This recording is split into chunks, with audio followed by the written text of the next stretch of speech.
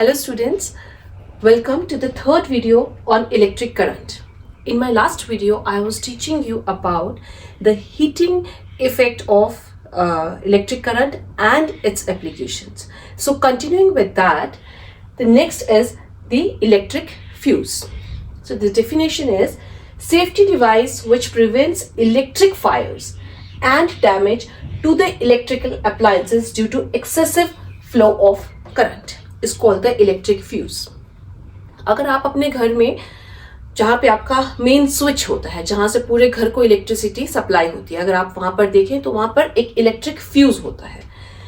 अभी ये electric fuse क्या करता है, जब एक्सेसिव फ्लो ऑफ करंट होता है तो इट ऑटोमेटिकली ये बर्स्ट हो जाता है, एक आवाज सी आती है जिससे सारी घर की वायरिंग जो होती है वो कट हो जाती है और इसके कारण जो इलेक्ट्रिकल फायर्स हैं वो आगे नहीं बढ़ता है, घर को ये प्रिवेंट करता है, हाउस होल्ड वायरिंग जो है उसको डैमेज होने से रोक देता है.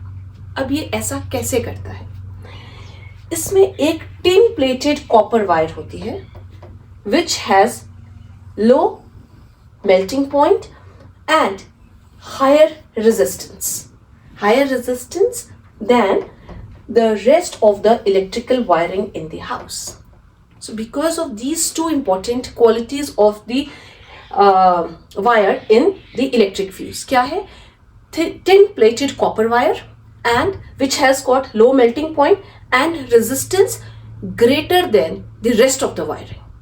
होता क्या है, जब excessive flow of current होता है, ठीक है, मेन से ज्यादा फ्लो ऑफ करंट हो रहा है, तो ये जो टिन प्लेटेड कॉपर वायर है ये क्या होगा, क्योंकि इसकी वायरिंग की रेजिस्टेंस ज्यादा है, तो जब इलेक्ट्रिक करंट ज्यादा आएगा, वायरिंग की रेजिस्टेंस ज्यादा है, मतलब अपोजिशन ज्यादा है, तो ज्यादा हीट प्रोड्यूस होगी.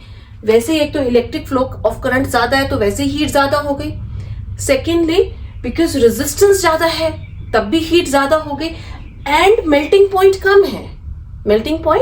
कम है, तो ये कॉपर वायर एकदम मेल्ट कर जाएगी, एकदम विद इन सेकेंड्स ये मेल्ट कर जाएगी और सर्किट ब्रेक हो जाएगा तो इलेक्ट्रिसिटी आगे पास नहीं होगी एंड हम जो है ये जो इलेक्ट्रिकल फायर्स के जो होती हैं घर में, जो बिल्डिंग्स में, बड़ी बड़ी बिल्डिंग्स है, उससे भी we are safe from that. So this is the main function of the electric fuse and it works on the heating effect of the electric current. Now when the fuse breaks, जब fuse break होगा और it blows out, a new fuse has to be fitted in its place. उसकी जगह पे हमें नया fuse ही लगाना पड़ेगा या फिर हम इलेक्ट्रिशियन को बुला के उसको हम रिप्लेस करा के, that's a long process and most of the times it has to be replaced और fitted with a new fuse.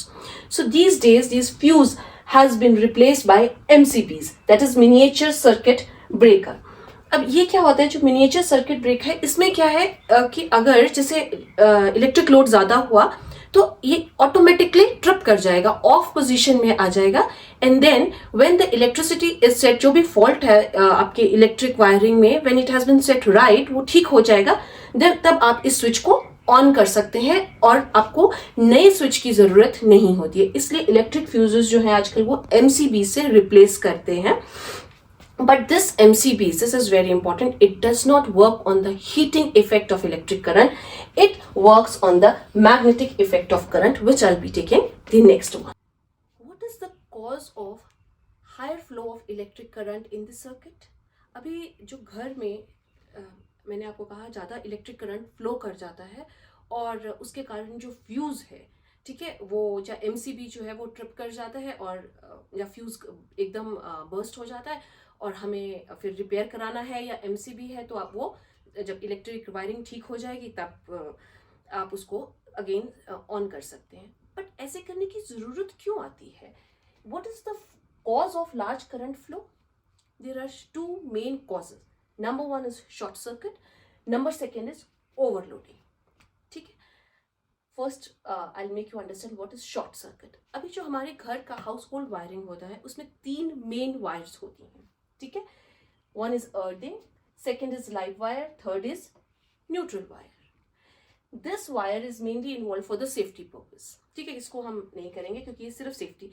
जो करंट के साथ डील करती हैं वो ये 2 वायर्स होती हैं, that is live wire neutral.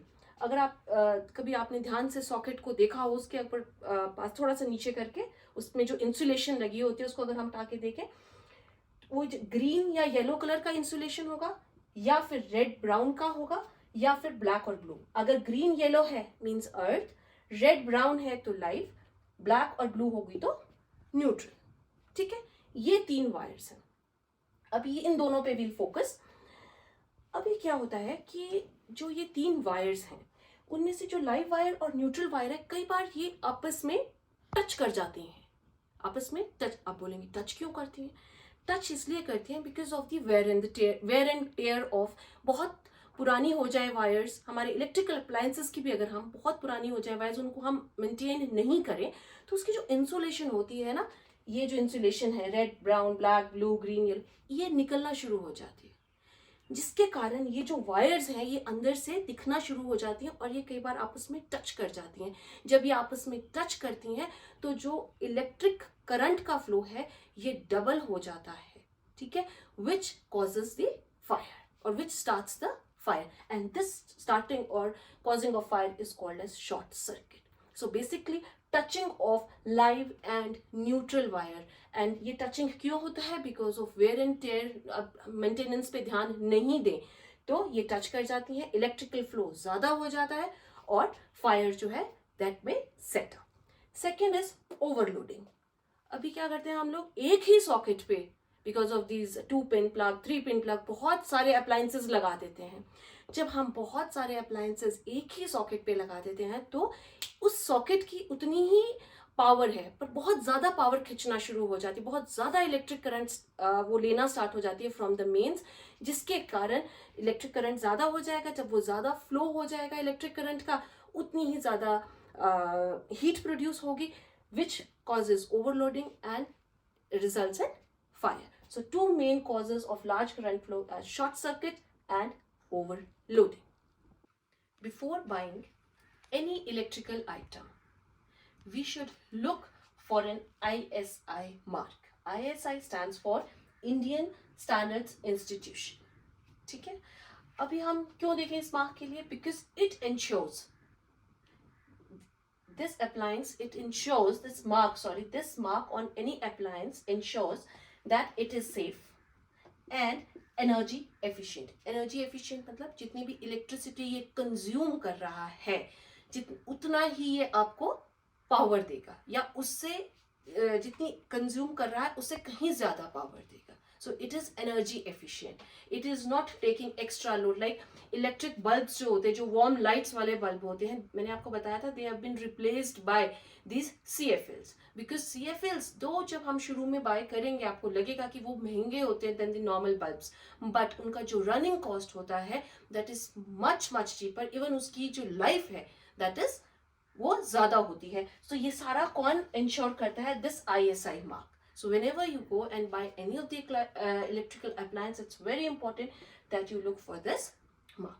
So with this we conclude the video on the electric current, and in this I covered the heating effects on the heating effect of the electric current, in which I included the fuse and MCBs, what are the causes of large current of flow like short circuit and overloading. If you have any suggestions related to this, if you have not understood the concept properly or anything regarding the same, you can write it in the comment box, and if you have understood the concept, you may share with your friends. So that's all for today. Thank you.